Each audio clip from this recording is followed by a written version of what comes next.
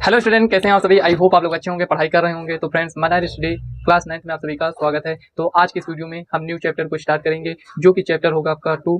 वो है आपका बहुपद। मतलब कि आज के इस वीडियो में हम बेसिक कंप्लीट करेंगे, उसके बाद जो हमारी नेक्स्ट वीडियो आएगी उसमें हम प्रश्नावली को सॉल्व करेंगे। तो ये प्रॉपर तरीके से आज की ये वीडियो कॉन्सेप्ट बेस्ड होगी। तो उसमें फ्रेंड्स आपको करना क्या है, इसको अच्छे से देखना है, ठीक है ना। अगर आप कॉन्सेप्ट की वीडियो अच्छे तरीके से देखते हैं तो जो भी हम प्रश्नावली को सॉल्व करते हैं उसमें आपको समझने में कोई प्रॉब्लम नहीं होती है। तो इससे अच्छा है फ्रेंड्स, अगर आप ये चाहते हैं कि कोई प्रॉब्लम ना हो, तो इसीलिए फ्रेंड्स आपको कॉन्सेप्ट की वीडियो जरूर देखनी चाहिए। उसमें क्या होता है, पूरे चैप्टर का बेसिक बताया जाता है, ठीक है ना। तो आपको इसे जरूर देखना है। तो चलिए फ्रेंड्स, एक एक पॉइंट को यहाँ पर कंप्लीट करते हैं। सबसे पहले यहाँ पर देखेंगे जो कि चैप्टर का नाम है बहुपद। बहुपद आखिर हम किससे कहेंगे, इन सब के बारे में पूरी डिटेल से समझने वाले हैं। केवल बहुपद को ही नहीं समझेंगे, इसमें जितने भी टर्म्स आएंगे उन सभी को पूरे डिटेल से समझने वाले हैं। तो सबसे पहले बहुपद की डिफिनेशन को समझ लीजिए। बहुपद हम किसे कहेंगे, अभी बोलकर बता रहे हैं, बाद में लिखेंगे तब ज्यादा अच्छे से आपको समझ में आ जाएगा। बहुपद ऐसे बीजीय व्यंजक जिसमें चर की जो घात होती है वो क्या होनी चाहिए, ऋणोत्तर पूर्णांक होनी चाहिए। ऋणोत्तर पूर्णांक या फिर हम कहेंगे एक पूर्ण संख्या होनी चाहिए, ठीक है ना। मतलब ऐसे बीजीय व्यंजक जिसमें चर की जो घात हो वो क्या होना चाहिए, ऋणोत्तर पूर्णांक होने चाहिए। तो यहाँ पर जो हम कह रहे हैं बीजीय व्यंजक, ये सभी हैं क्या, ठीक है ना। तो चलिए इसमें हम समझ लेते हैं। तो सबसे पहले लिखेंगे बहुपद। बहुपद किसे कहते हैं,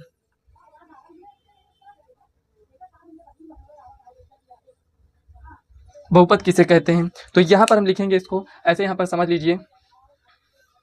यहाँ पर देखिए, ऐसे बीजीय व्यंजक जिसमें चर की जो घात हो ऋणोत्तर पूर्णांक हो उसे हम क्या कहेंगे, बहुपद कहेंगे, ठीक है ना। इतना आपने समझ लिया। तो चलिए आगे बढ़ते हैं। तो यहाँ पर आपको ये समझने की आवश्यकता है, जो भी बीजीय व्यंजक होंगे, मतलब उसमें बीजीय व्यंजक में क्या रहेगा कि बीजीय व्यंजक में आपको चर अचर दोनों पद मिलेंगे। तो यहाँ पर हम चर किसे कहेंगे, चर क्या है और अचर क्या है। चर ऐसी राशियां होती हैं जिनका मान स्थिर नहीं रहता है, मतलब कि उसके मान निश्चित नहीं होते हैं। तो चर का मान बदलता रहता है, लेकिन अचर का मान नहीं बदलता है। तो चर को हम किससे रिप्रेजेंट करते हैं, एक्स वाई जेड, इस टाइप से इसको हम रिप्रेजेंट करते हैं। अचर को ए बी सी इस टाइप से रिप्रेजेंट करते हैं, ठीक है ना। रिप्रेजेंट करने से यहाँ पर आपको ये देखना है कि जो भी चर होगा उसका मान बदल सकता है, लेकिन अचर का मान नहीं बदलता है। ए बी सी जैसे कि कोई संख्या ले लीजिए, 2 है, 3 है, 4 है, 5 है, कोई भी संख्या जो भी आपके मन में आ रहा हो, कोई संख्या एक ले लीजिए, तो वो क्या है, उसका मान नहीं बदलेगा। लेकिन यहाँ पर एक्स वाई जेड जो है, यहाँ पर ये एक चर संख्या है, इसमें फ्रेंड्स इसका मान बदलता रहता है। ऐसे समझ लीजिए जैसे कि यहाँ पर एक वर्ग लेते हैं, ठीक है ना। वर्ग की अगर भुजा हम 2 सेंटीमीटर लेते हैं तो इसका वर्ग का क्षेत्रफल क्या हो जाएगा, यक्स बराबर अगर 2 लेते हैं, मतलब कि प्रत्येक भुजा कितना है 2 सेंटीमीटर, तो इसका क्षेत्रफल कितना होगा 4। अब यहाँ से इसको हटा दीजिए, तो यक्स बराबर अगर हम 3 लेते हैं तब क्या हो जाएगा 9। इसको हटाइए, यक्स बराबर 4 लिखेंगे तब क्या हो जाएगा 16। मतलब स्क्वायर करेंगे तो क्षेत्रफल आ जाएगा हमारा 16। तो कहने का मतलब यहाँ पर यह हुआ कि जो भी यहाँ पर चर राशियां हैं उसका मान निश्चित नहीं होता है, उसका मान बदलता रहता है। लेकिन जो भी अचर होगा, जैसे यहाँ पर बोला गया है,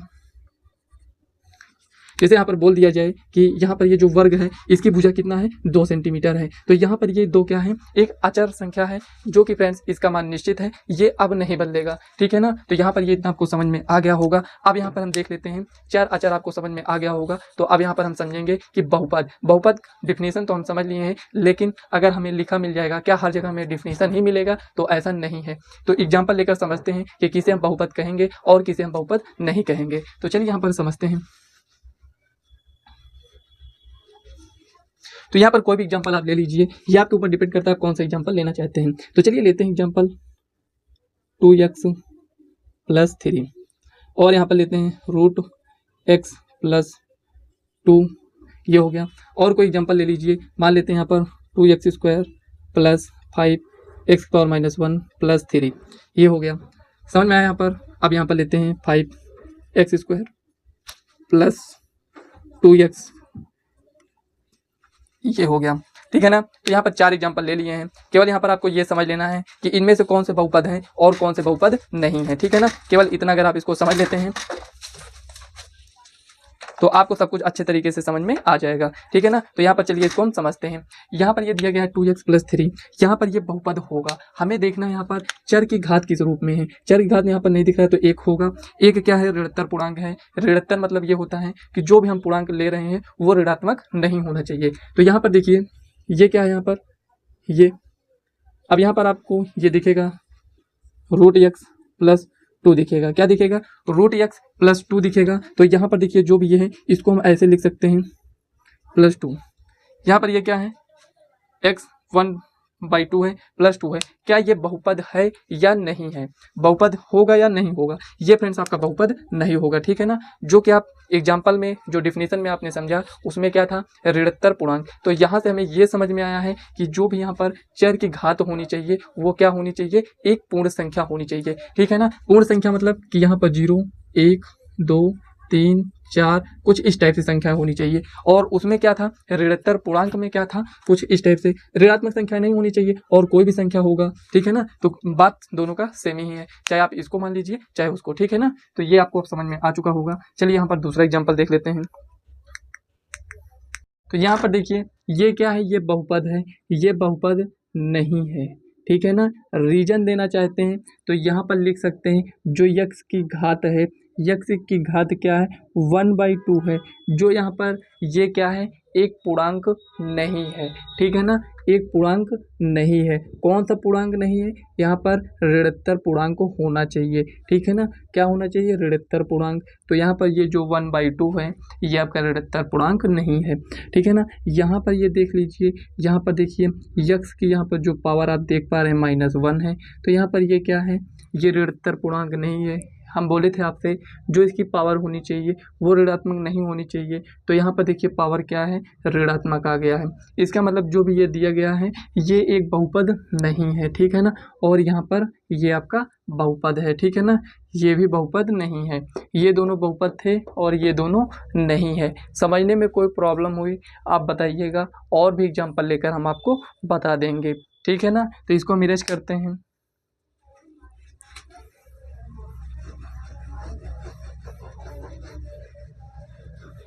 ये अब यहाँ पर देखिए कुछ टर्म्स आपको और समझने हैं। क्या समझना है? बहुपद के प्रकार, बहुपद के प्रकार। बहुपद कितने प्रकार के होते हैं? तो बहुपद यहाँ पर 3 प्रकार के आप देखे होंगे। कौन कौन से? एक पदी, द्विपदी, एक पदी बहुपद, द्विपदी बहुपद, त्रिपदी बहुपद। बहुपद, एक पदी बहुपद और द्विपदी बहुपद। त्रिपदी बहुपद को हम कैसे पहचानेंगे? इसमें क्या होगा? एक ही पद होगा। इसमें क्या होगा? 2 पद होंगे। जैसे मान लेते हैं यहाँ पर 2x, इसमें क्या है? एक ही पद आपको मिल रहा है। जैसे यहाँ पर 4y3, 3x -5y, ये हो गया। ये सभी क्या हैं? एक पद ही हैं। इसमें केवल आपको एक ही पद दिख रहा होगा। द्विपद में क्या होगा? इसमें 2 पद होंगे। जैसे यहाँ पर 2x + 3 हो गया, 5y - 4 हो गया, ये हो गया। और यहाँ पर कुछ और एग्जाम्पल ले लीजिए, ठीक है ना। इसी टाइप से आप और भी एग्जाम्पल लेकर लिख सकते हैं। जैसे मान लेते हैं कुछ और एग्जाम्पल लेते हैं, जैसे 7x + 4, ये हो गया, ठीक है ना। तो यहाँ से आप ऐसे इस टाइप से एग्जाम्पल लेंगे। तो यहाँ पर क्या है? 2 पद हैं। देखिए एक पद 2 पद, ठीक है ना। एक पद 2 पद, इसमें क्या था? एक ही पद था। त्रिपद में क्या होगा? 3 पद होंगे। जैसे मान लेते हैं 2x² + 5x + 3, ये हो गया, -9x² + 2x + 3, ये हो गया। ये सभी क्या है? यहाँ पर ये आपके त्रिपद हैं। 3 पद दिख रहे होंगे, 1 2 3। कितने पद दिख रहे हैं आपको? 3 पद दिख रहे हैं। तो ये सभी अब आपको समझ में आ चुका होगा। एक पदी बहुपद में 1 पद होंगे, द्विपदी बहुपद में 2 पद होंगे, त्रिपदी बहुपद में 3 पद होंगे, ठीक है ना। तो अब आगे बढ़ते हैं। यहाँ पर बहुपद के घात, बहुपद के घात, बहुपद के घात किसे हम बोलेंगे? जो भी बीजीय व्यंजक होगा उसमें जो चर की अधिकतम घात होती है उसे ही हम बहुपद की घात बोलते हैं। तो यहाँ पर ऐसे आप समझ लीजिए, कोई एग्जांपल ले लेते हैं। तो यहाँ पर लिखेंगे ऐसे बीजीय व्यंजक जिसमें चर की ऐसे बीजीय व्यंजक जिसमें चर की अधिकतम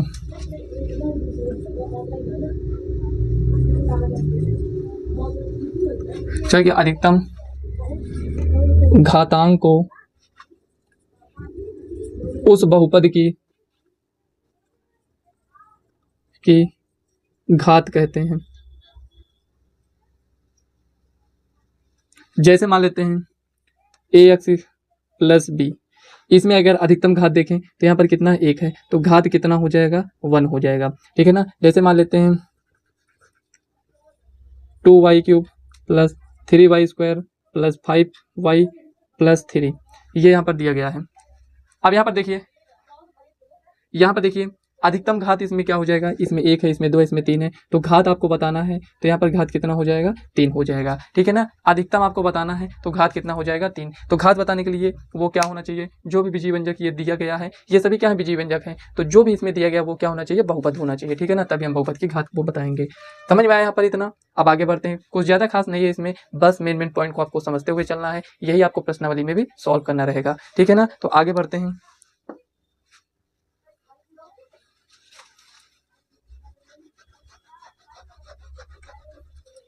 यहाँ पर देखिए नेक्स्ट पॉइंट है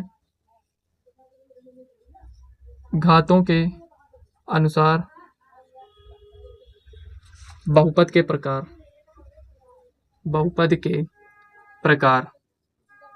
घातों के अनुसार बहुपद के प्रकार अगर हम देखें तो यहाँ पर क्या हो जाएगा, एक होगा आपका रैखिक बहुपद,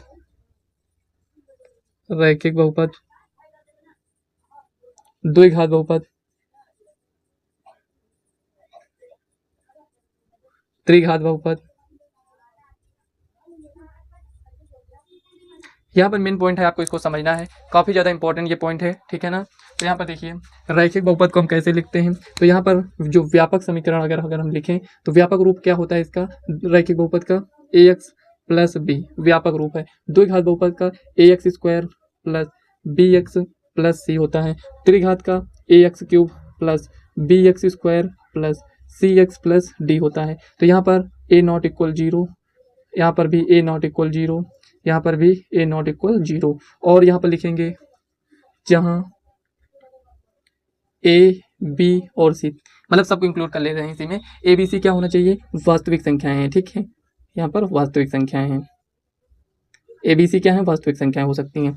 अब यहाँ पर आपको ये देखना है कि अगर हम यहाँ पर रैखिक बहुपद की बात करें तो इसके रैखिक बहुपद के कितने हल हो सकते हैं, तो रैखिक बहुपद के केवल और केवल एक हल हो सकता है, मतलब शून्य अगर देखें, और रैखिक बहुपद जो होगा अगर एक चर में है तब की हम बात कर रहे हैं, ठीक है ना, एक चर, जैसे कि x आपको दिख रहा है ना, तो एक चर की बात कर रहे हैं यहाँ पर, तो इसमें कितना हल होगा, एक होगा। अगर शून्य की बात करें तो इसके कितने शून्य होंगे, एक, इसके अधिकतम कितने शून्य होंगे, 2, इसके अधिकतम कितने शून्य होंगे, 3 होंगे, ठीक है ना। जैसे कि यहाँ पर ax प्लस बी, अगर इसका हमें शून्य देखना हो तो इसको 0 के बराबर दिखाते हैं, तो ax = -b, x = -b/a, जो भी होगा शून्य आपको इसी रूप में देखने को मिलेगा। एग्जाम्पल लेना चाहते हैं, कोई बात नहीं है, 2x - 3, ये क्या है, रैखिक बहुपद है, इसका हमें शून्य ज्ञात करना है, तो शून्य क्या होगा, माइनस लिखिए, b कितना है, -3 है, a कितना है, 2 है, तो यहाँ पर 3/2, इसका शून्य क्या हो जाएगा, 3/2 हो जाएगा। इसी टाइप से द्विघात यहाँ पर बहुपद का भी शून्य हम इसी टाइप से ज्ञात कर लेंगे। देखिए जब यहाँ पर इस टाइप से लिखा होता है तो ये क्या है, बहुपद है, जब इसको हम 0 के बराबर दिखा देते हैं तब ये क्या बन जाता है, आपका समीकरण बन जाता है। तो यहाँ पर हम क्या करते हैं, इसका शून्य ज्ञात कर लेते हैं, ठीक है ना। जब भी आपको इस टाइप से दिया जाए और आपसे बोला जाए शून्य ज्ञात कीजिए, तब आप क्या करेंगे, इसको पहले 0 के बराबर दिखाएंगे, उसके बाद जो भी होगा x है y है उसकी वैल्यू को हम फाइंड करेंगे, ठीक है ना। समझ में आ गया होगा योग। यहाँ पर देखिए 3 से ज़्यादा नहीं हो सकता है, 2 से ज़्यादा शून्य नहीं हो सकते हैं। जैसे यहाँ पर x के कितने मान हैं, 1 आया है, तो यहाँ पर x के कितने मान आएंगे, 2 मान आएंगे, यहाँ पर x के कितने मान आएंगे, 3 मान आएंगे। अधिकतम बता रहे हैं 3 से ज़्यादा नहीं हो सकता है, ठीक है ना। जितने यहाँ पर घात का होगा बहुपद उतने ही मान हमें अधिकतम मिल सकते हैं। इतना अगर आपको समझ में आ गया है तो चलिए आगे बढ़ते हैं। देखिए यहाँ पर ऐसे समझिए, यहाँ पर बहुपद के गुणांक, देखिए रैखिक बहुपद है ax प्लस बी, तो अगर हम कहें x का गुणांक क्या है, यक्स का गुणांक क्या है, तो आप कहेंगे यक्स का गुणांक क्या है, ए है। ऐसे समझ लीजिए एग्जांपल लेकर 2x माइनस 3, एक्स का गुणांक क्या है, यक्स के गुणे में जो भी लिखा है वो क्या है 2 है, तो एक्स का गुणांक यहाँ पर 2 मिल गया है। और यहाँ पर समझ लीजिए इसको हम इरेज करते हैं, ठीक है ना, इसको इरेज करेंगे उसके बाद यहाँ पर हम समझेंगे।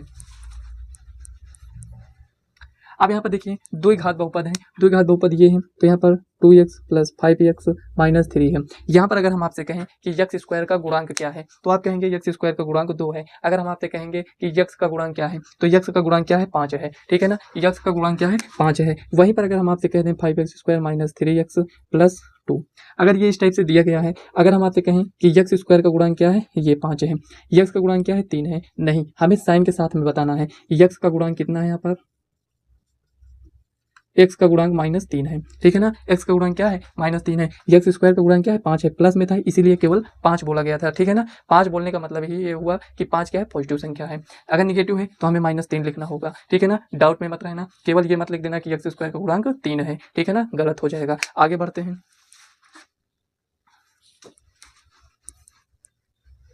तो यहाँ पर देखिए जैसे यहाँ पर द्विघात बहुपद है, अगर हमें इसका शून्य ज्ञात करना हो तब हम क्या करते हैं, तो यहाँ पर x square plus b x plus c बराबर 0 दिखाते हैं, ठीक है ना, x square plus b x plus c बराबर 0 दिखाते हैं। उसके बाद इसको हम सॉल्व करते हैं तो यक्स के कितने मान मिलेंगे, 2 मिलेंगे, ठीक है ना, 2 से ज़्यादा हमें नहीं मिलेगा। तो आज की इस वीडियो में जितना भी बेसिक था उसको हम कंप्लीट कर चुके हैं। अगर आपको वीडियो देखने के बाद भी ये लग रहा है कि नहीं समझ में आया है या फिर समझ में आ गया होगा, कुछ पॉइंट ऐसे अगर आपको समझ में आ रहा होगा कि मिसिंग है, नहीं समझ में आया है, तो जब आप क्वेश्चन को सॉल्व करेंगे तब आपको प्रॉपर तरीके से सब कुछ समझ में आ जाएगा, ठीक है ना। क्या होता है कि जब हम क्वेश्चन की, ये तो बेसिक था, जब हम क्वेश्चन की प्रैक्टिस करते हैं तो उसमें ज़्यादा अच्छे से समझ में आएगा। तो जितना भी बेसिक आपने देखा है, यही बेसिक जब आप क्वेश्चन को सॉल्व करेंगे तो वहाँ पर जितने भी कॉन्सेप्ट है इसको अप्लाई किया जाएगा, ठीक है ना। तो आज की इस वीडियो को हम यहीं तक रखते हैं। वीडियो कैसी लगी कमेंट बॉक्स में जरूर बताइएगा। वीडियो पसंद आया हो तो वीडियो को लाइक और चैनल को सब्सक्राइब कर लेना और इस वीडियो को अपने फ्रेंड्स को जरूर शेयर करना। तो चलिए फ्रेंड्स, मिलते हैं नेक्स्ट वीडियो में, तब तक के लिए बाय।